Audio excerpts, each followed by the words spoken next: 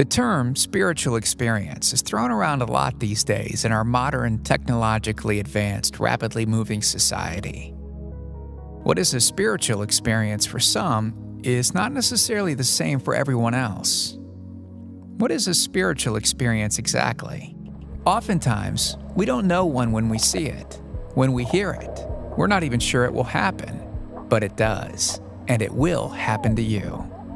I decided to reserve an intimate whale-watching excursion, not knowing that the experience would be one of those life-altering moments that would forever change the way that I view the world and think about my own life. I even remember thinking to myself, what is an intimate whale-watching tour anyway? What does that mean exactly? Intimate whale-watching? I had no idea, but it sounded fun and different.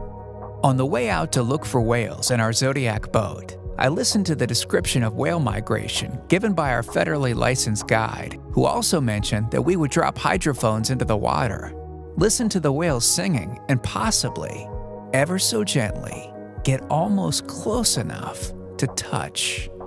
I thought to myself, now that would be something. So, about 30 minutes out, we spotted a pod of 3 humpback whales off on the horizon line.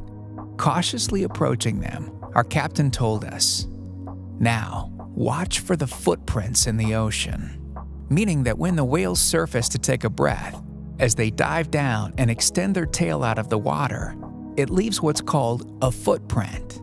We saw them, and that was only the beginning. The hydrophones were then dropped into the water. A switch was flipped on the radio, and we heard the low humming noise with high chirps in between that created a musical melody that can only be described as heavenly.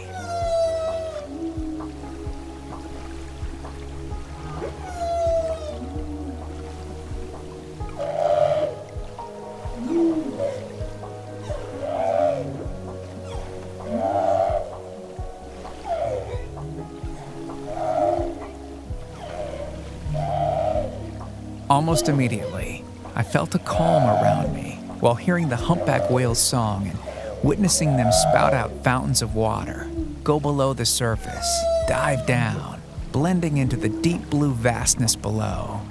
The captain pointed, telling us to look over our right shoulders, and with an exclamation he shouted, "1 o'clock!" Like a hesitant, playful 2-year-old child, yet weighing around 40 tons and 40 feet in length. The male humpback whale ever so slowly returned to the surface, as if he was observing us and not the other way around. He went from one side of our Zodiac to the other, swimming underneath our boat as he investigated his encounter. The whale seemingly peeked at us through one eye, and then, just then, did he poke his head above the water to take a good, hard, long look at us. It was like we were able to communicate with him by waving our hands and with our laughter.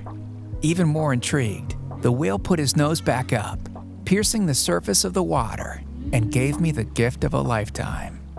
He paused, then waited, and I patted him on the head, if ever so briefly.